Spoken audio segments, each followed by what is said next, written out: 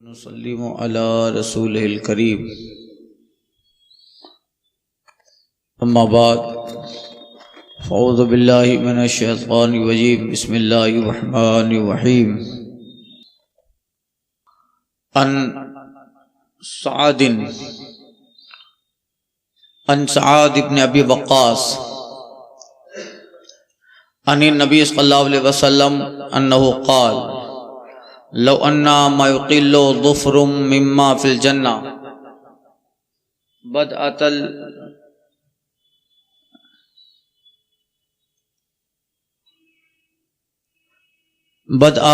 لتنزخرفت له ما بين خوارق السماوات والارض. آئیے حفیظ جی کرسی منگا لیں.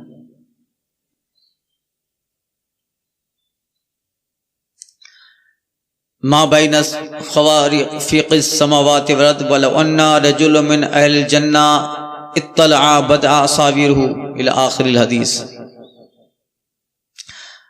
حضرت سعد بن ابی وقاص رضی اللہ تعالی عنہ سے روایت ہے،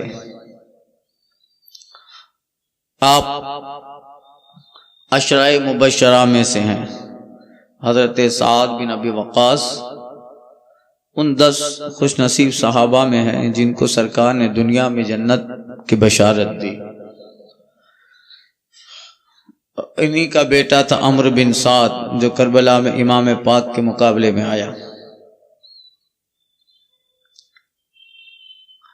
تو حضرت سعد بن ابی وقاص روایت کرتے ہیں نبی کریم صلی اللہ علیہ وسلم نے ارشاد فرمایا، جنت کی وہ نعمتیں جو ہیں ان میں سے یہ ہے کہ اگر ما یقل ظفر مما فی الجنہ، کہ کوئی آدمی اگر جنتی کا ناخن اٹھا لے وہاں جنتی ناخن کاٹے گا نہیں، مگر حضور صلی اللہ علیہ وسلم نے ایک مثال دے کر سمجھایا کہ اس کے حسن اور ان کی قیمتی چیزیں کس درجہ قیمتی ہیں. آدمی دنیا میں ناخن کاٹتا ہے تو کیا تجوری میں رکھتا ہے؟ بزرگوں کی بات الگ ہے بھائی، صالحین کی بات الگ ہے. اور عام آدمی، بلکہ ہمیں تو حکم ہے کہ ناخن کاٹو تو دفن کر دو.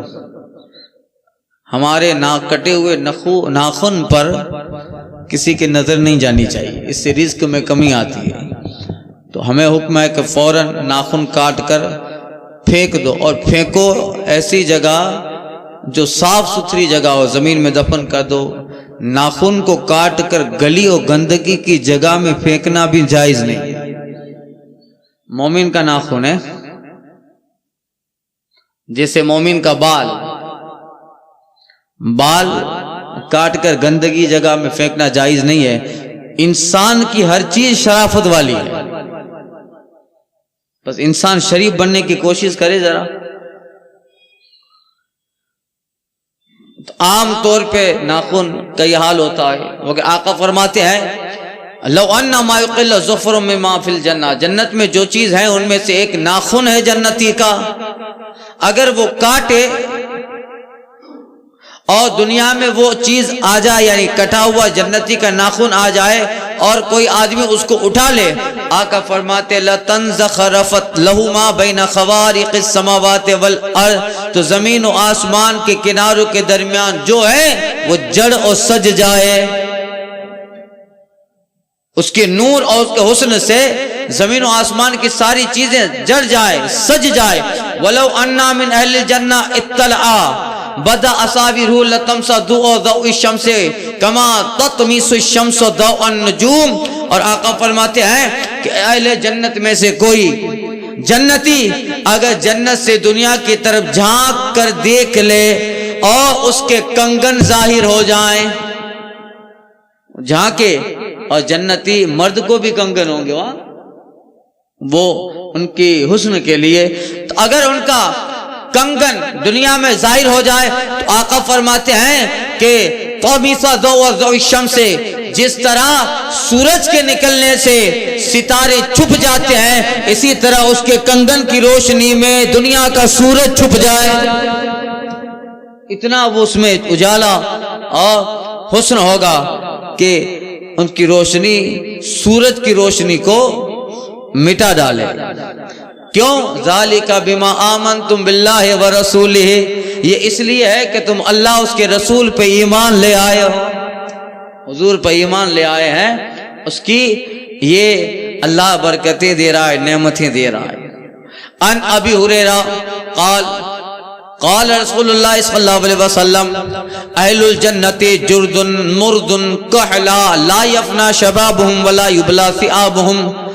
حضرت ابو ہریرہ روایت فرماتے ہیں نبی کریم صلی اللہ علیہ وسلم نے ارشاد فرمایا جنتی لوگ بغیر بال والے، صاف بدن والے، بغیر داڑھی والے، سرما کیے ہوئے سرمگی آنکھیں والے ہوں گے، نہ ان کا کپڑا خراب ہو، نہ ان کی جوانی ڈھلے.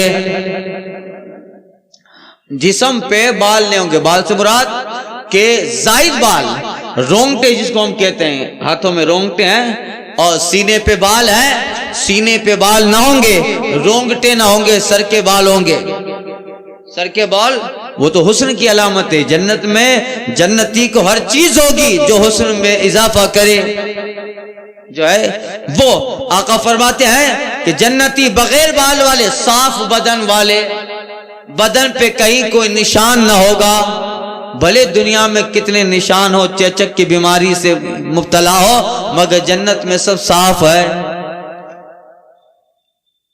صاف بدن والے، بغیر بال والے اور بے داڑھی والے، سب کی عمر 33 سال ہوگی، سب داڑھی نہیں ہوگی، سب ینگ جوان. اور آقا فرماتے ہیں سرمگی آنکھوں والے، کحلا، آنکھوں میں سرما لگا ہے، سرما لگا نہیں ہے، آنکھیں ہی سرمگی ہیں کہ چاہتے ہوئے بھی ان آنکھوں سے سرما کی سرمگی زائل نہ کر پائے. یعنی ان کے آنکھوں میں سرما جو ہے وہ حسن میں اضافہ کرتا ہے.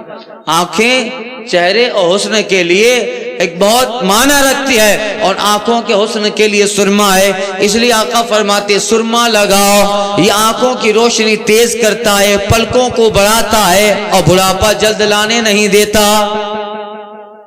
سرما رات کو لگانا چاہیے. سرکار صلی اللہ علیہ وسلم کی عادت تھی، اور بالخصوص جمعہ کے دن تو جمعہ کی سنتوں میں ہے. اب اتنا ہم لوگ بیزی ہیں کہ پھر جمعہ کے ایک سے پہلے بھی میں نے کہا تھا کہ جب جمعہ کا دن ہو تو 1 گھنٹہ پہلے آپ فرصت میں ہو جائیں اور جمعہ کی تیاری کریں. صحابہ جمعہ کی تیاری کرتے ہیں.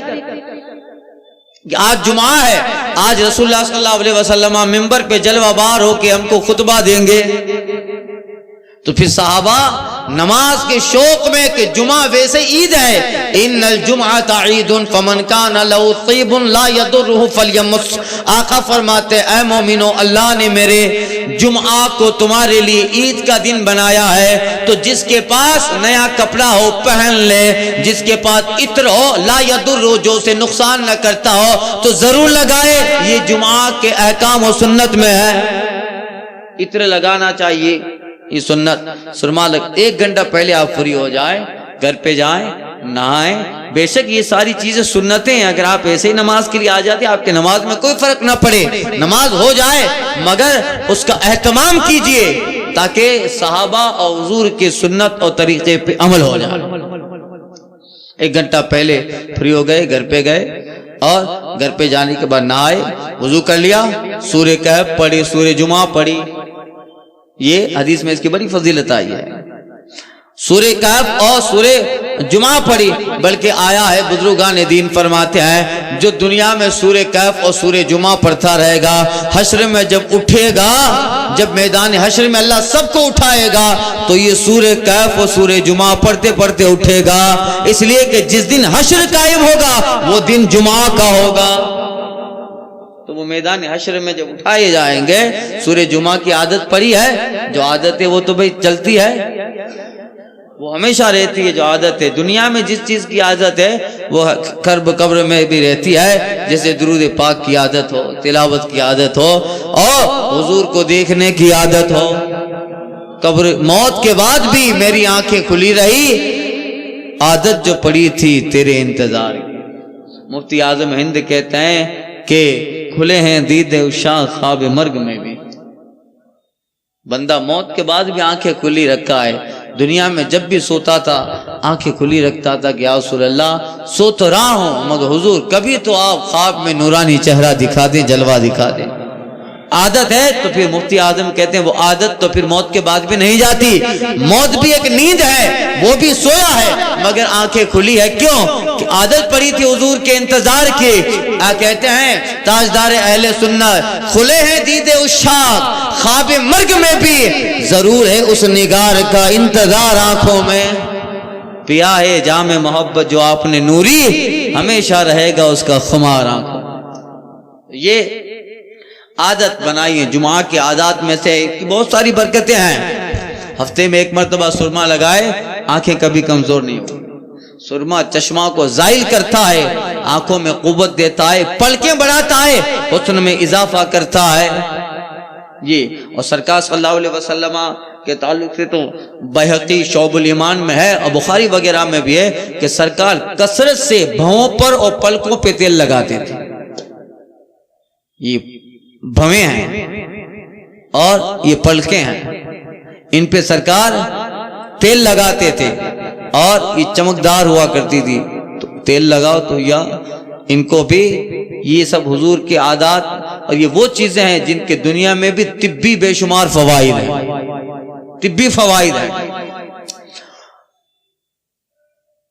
کوشش یہ کریں جمعہ کو فری ہو کر سورہ جمعہ پڑھیں، پہلے سورہ کہف پڑھیں، پھر سورہ جمعہ پڑھیں، پھر ناخن کاٹیں، پھر سرما لگائیں، پھر عطر لگائیں، پھر تیل لگائیں اور آہستہ آہستہ قدم، اتنا ہی ٹائم شارٹ نہ کر لیں کہ پھر دوڑ کے مسجد آنا پڑے، آہستہ آہستہ مسجد جائیں، یہ بھی سنت ہے تاکہ یہ پورا راستہ ہماری نماز کا گواہ ہے۔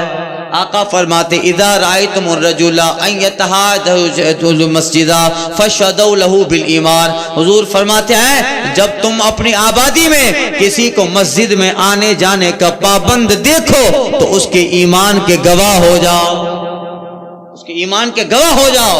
جو روزانہ مسجد میں آ رہا ہے جا رہا ہے، ہمارے محلے میں فلاں صاحب رہتے ہیں، عصر کا وقت ہوا مسجد میں گئے آ گئے، ظہر میں گئے آ گئے، فجر میں گئے آ گئے، ہم جہاں دیکھتے ہیں یہ مسجد کی حاضری کے پابند ہے، جس رستے سے وہ گزرتا ہے وہاں کے جانور بھی اس کے ایمان کے گواہ ہیں۔ اور حضور کہتے ہیں ان لوگوں سے جو آبادی میں رہنے والے ہیں تم ان سب کی ایمان کے گواہ بن جاؤ، جو مسجد کی حاضری کا پابند ہو گیا اور یہاں بھی گواہ اور وہ اس کے نمازی ہونے کے حشر میں بھی گواہ ہیں۔ اذا رأيتم الرجل يتعاهد المسجد فشهدوا له بالایمان، اس کے ایمان کے گواہ ہو جاؤ۔ وہ راستہ بھی گواہ بن جاتا ہے کہ مولا یہ یہاں سے گزر کر تیری بارگاہ میں آتا تھا۔ کسی کی گواہی بھی اللہ قبول کر لے گا تو بیڑا۔ تو یہ خیر آقا فرماتے ہیں کہ اہل جنت جنت میں بغیر بال والے، صاف بدن والے، بغیر داڑھی والے، سرمگی آنکھیں والے ہوں گے۔ لا یفنا شبابہم، ان کے قریب بڑھاپا نہ آئے، ہمیشہ جوان رہے۔ ولا یبلا ثیابہم، اور ان کے کپڑے کبھی گندے نہ ہوں، گرد نہیں، غبار نہیں ہے، وہاں سورج نہیں ہے، وہاں پہ جو ہے دنیا کی ہوا نہیں ہے، تو پھر ارے وہاں گرد اڑے بھی تو آقا فرماتے تربتہ الزعفران، اس کی تو زمین زعفران کی ہے، اور آقا فرماتے حسبہ والیاقوت والمرجان، اور جنت کی دیواروں میں جو کنکر جڑے ہیں وہ یاقوت و مرجان کے ہیں، زمین زعفران کی ہے۔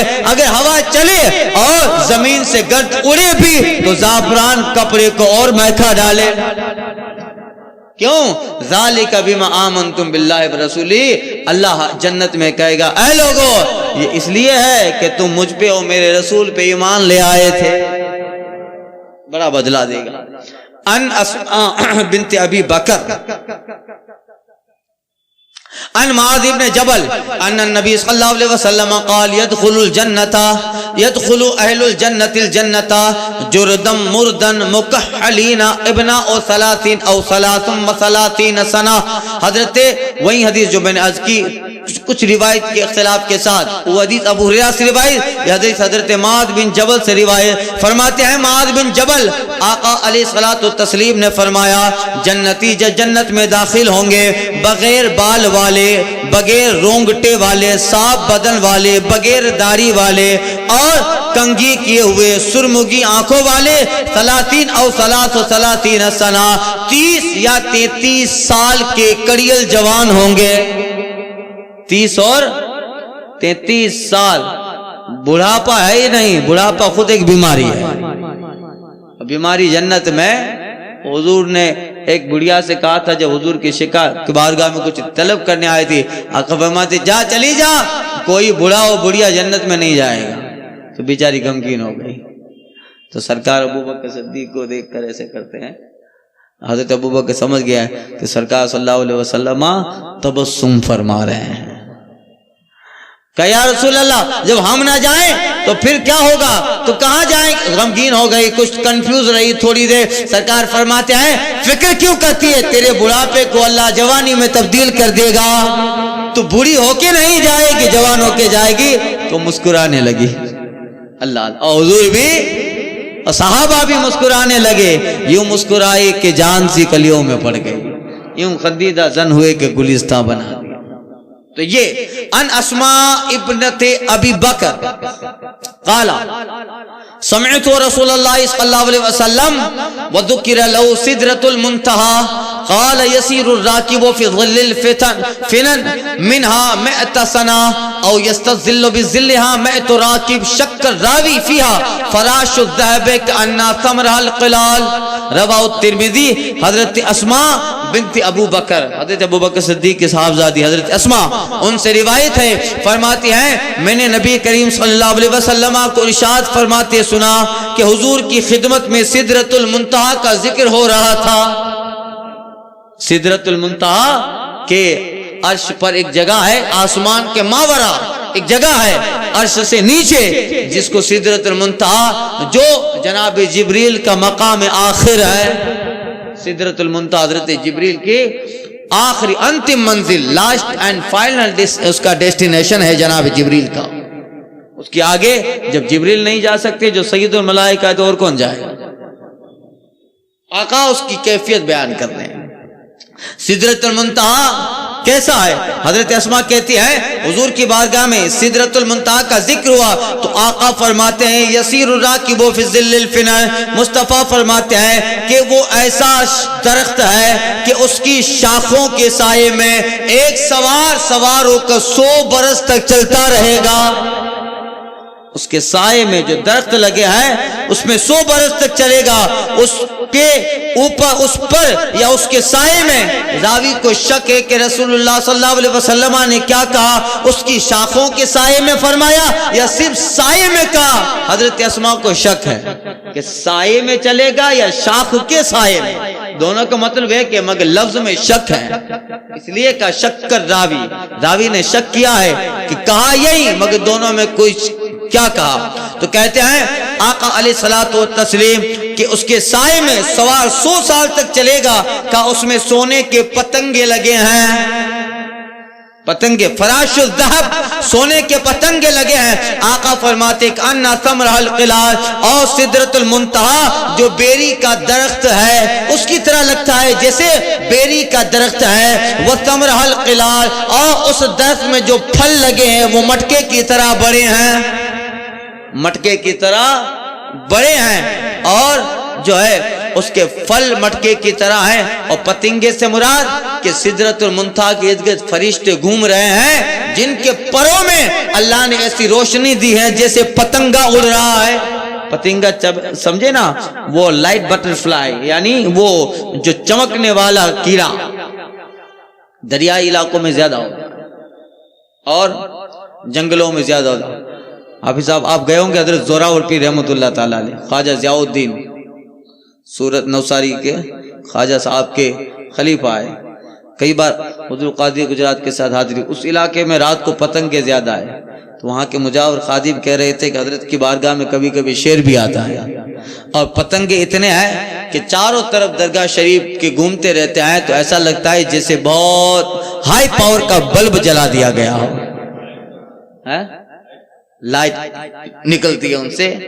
تو یہ پتنگے جس میں روشنی، ان میں اللہ نے قدرتی ایسی چیز رکھی ہے. تو آقا فرماتے ہیں کہ فراش الذہب کے چمکدار جو ہے پتنگے ہیں، اس میں وہ کیا پتنگے دنیا کے نہیں. راوی کہتے ہیں، محدثین کہتے ہیں کہ سدرا کے ارد گرد جو فرشتے ہیں ان کے پر اس طرح چمک رہے ہیں جیسے اس علاقے میں پتنگے اڑ رہے ہیں. اور وہ بیری کا درخت ایک لمبا علاقہ ہے جس میں پھل لگے ہیں، اور پھل کو دیکھنا ہو تو آقا فرماتے مٹکے، اور اس کا جو پتا دیکھو تو آقا فرماتے ایسا ہے جیسے ہاتھی کے کان. ایک حدیث میں اس کو کہا ہاتھی کے کان، اس کی طرح اس کے پتے ہیں. اب بتائیے وہاں کا حال مصطفیٰ جان. سر عرش پر ہے تیری گزر، دل فرش پر ہے تیری نظر. یا رسول اللہ، ملکوت ملک میں کوئی شے وہ نہیں جو تجھ پہ آیا. وہاں حالت بتا رہے ہیں وہاں کی حضور علیہ السلام. آقا فرماتے میں گیا تو جناب ابراہیم بیت المعمور پہ ٹیک لگا کہ تشریف فرما ہے.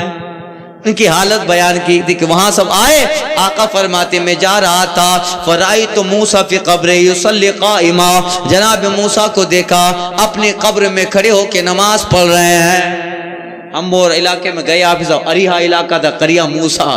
جب ہم گئے تھے بیت المقدس اریحا، اور وہ آبادی ہے، وہاں ایک قبرستان ہے جہاں بزرگوں کے مزار ہے، اور ایک چھوٹی سی مسجد ہے، حضرت موسیٰ علیہ السلام کا مزار ہے. ایک اچھی خوبصورت دیدہ جاذب نظر چادر ہے مزار پر، اور اس میں لکھا ہوا ہے وَكَلَّمَ اللَّهُ مُوسَىٰ تَكْلِيمًا آبادی. اور وہاں سے آپ جاؤ تو 30-35 کلومیٹر کے فاصلے پر بیت المقدس مسجد اقصیٰ ہے. اب آقا علیہ الصلوۃ والتسلیم وہیں سے گزرے اور قبر موسیٰ میں سرکار ملاحظہ کر رہے ہیں کہ حضرت موسیٰ اپنے قبر میں کھڑے ہو کے نماز پڑھ رہے ہیں. وہ علاقہ جب ہم لوگ گئے الحمدللہ تو دل خوش ہو گیا کہ چلو یہ وہ جگہ ہے کہ مصطفیٰ یہاں سے گزرے تھے جب شب معراج بیت المقدس میں گئے. تو فضا میں مصطفیٰ کے سانسوں کی برکتیں ہیں. گنہگار امتی کے لیے سب سے بڑی معراج ہے کہ اس علاقے میں سانس لے لے جس علاقے میں مصطفیٰ کا گزر ہوا. تو یہ جو ہے آقا علیہ الصلوۃ والتسلیم وہاں کی خبر دے رہے ہیں. آقا فرماتے رأیت عیسیٰ ابن مریم، میں نے جناب عیسیٰ بن مریم کو دیکھا، ایسا لگتا ہے ان کے بال گھنگریالے ہیں، ان کے پاشانی اور ان کے گالوں سے پانی کے قطرے ٹپک رہے ہیں. اذا رفع راسا انقضا، جب سر جھکاتے ہیں قطرہ ٹپکتا ہے، سر اٹھاتے ہیں پانی کا قطرہ ٹپکتا ہے. وادعن کفی علی اجنحۃ الملک، فرشتوں کے پروں پر ہاتھ لگا کے بیٹھے ہیں، گھنگریالے بال ہیں. ایسا لگتا ہے جیسے جناب عیسیٰ ابھی غسل خانے سے حمام سے نہا کے باہر آئے ہیں. اے لوگوں، اگر دیکھنا چاہتے ہو تو عروہ بن مسعود کو دیکھ لو، ان کی شکل عیسیٰ بن مریم سے ملتی ہے. عروہ بن مسعود وہاں کی خبر مصطفیٰ دے رہے ہیں. آقا فرماتے سنو، میں نے سدرا کو دیکھا، آدمی 100 سال تک اس کے شاخوں کے سائے میں چلتا رہے اور سدرۃ المنتہا کا مقام ختم نہ ہو. اور کہتے ہیں آقا کہ اس کے پھل مٹکے کی طرح اور پتے ہاتھی کے کان کی طرح. بڑا حسین مقام ہے، حسین جو ہے وہ علاقہ ہے جہاں سرکار صلی اللہ علیہ وسلم جلوہ بار ہوئے. آج تو جبریل کی بھی معراج تھی کہ اس کی کاشانہ پہ مصطفیٰ آئے ہیں. جب آقا آئے ہیں تو جبریل بھی تو حضور کے خادم ہیں. آج خادم کے یہاں مصطفیٰ آئے ہیں تو پھر بتاؤ جبریل کے لیے بھی یہ معراج ہے. جو حضور کے بغیر رہ نہ پائے آج حضور ان کے یہاں آئے ہیں. ایک لمحہ جنہیں بھی سرکار کے بغیر چین نہ ہو، استاد زمن کہتے ہیں کہ بے لقاء یار ان کو چین آ جاتا. اگر جبریل بھی حضور کے بغیر رہ پاتے تو پھر بار بار مدینے آتے کیوں؟ بے لقاء یار ان کو چین آ جاتا اگر بار بار آتے نہ یوں جبریل سدرا چھوڑ کر. یہ پائے جبریل نے سرکار سے القاب کیا کیا. اعلیٰ حضرت کہتے ہیں پائے جبریل نے سرکار سے القاب کیا کیا. خسرو خیل ملک خادم سلطان عرب. یہ جو ہے جبریل کی بھی معراج ہے. تو وہاں کا علاقہ لوکیشن سرکار صلی اللہ علیہ وسلم بیان کر رہے ہیں. پھر آگے گئے, آگے تو حضور کے سوا کسی کی رسائی نہیں. اعلیٰ حضرت کہتے وہاں تو جائی نہیں مگر دوئی کی, وہاں تو جائی نہیں مگر دوئی کی. یہ نہ کہ ارے یہ بھی نہ تھے وہ تھے. کیسے کہے گا کوئی؟ کہے گا کہ سدرا کے آگے لامکہ ہے وہاں یہ تھا, وہاں کیسے کہے گا کہ وہاں تو اللہ اور اس کا رب ہی ہے. تو پھر رب اور رسول کے سوا کس کو پتا کہ کیا تھا کیا نہ تھا؟ حضور ہی کو پتا ہے. ہم کیسے کہیں گے کہ یہ تھا یہ نہیں تھا؟ وہاں تو دو کے سوا کوئی ہے ہی نہیں. اعلیٰ حضرت کہتا ہے وہاں تو جائی نہیں مگر دوئی کی. ارے کہ یہ بھی نہ تھے وہ تھے. قصیدہ معراج میں بتایا تو کہا کہ یہ مصطفیٰ جان رحمت سدرا کے پرے گئے, سدرا کے آگے, اور وہاں کے حالات بھی مصطفیٰ جان رحمت نے بیان فرمایا. اب آگے حضرت انس بن مالک کی روایت ہے, اس میں اسی طرح کا جنت کے حسن اور نعمتوں کا ذکر ہے, جس میں آقا علیہ الصلوۃ والتسلیم نے فرمایا کہ وہاں جو نہریں ہیں, آقا فرماتے ہیں اس میں پرندے گھوم رہے ہیں ارد گرد ان جنت کی نہروں کے. حضرت عثمان, حضرت فاروق اعظم کے یا رسول اللہ, تب تو وہ منظر دیکھنے کے قابل ہوگا. آقا فرماتے عمر اس سے بہتر تو اس کے جو درخت ہے اس کے پھل ہیں. کہ وہ نہر کے ارد گرد جو درخت لگے ہیں پرندے ہیں, اس سے بہتر تو ان کے پھل اور پرندوں کا چہچہانا ہے. اس طرح کی کافی حدیث انشاءاللہ آ رہی ہے آئندہ کے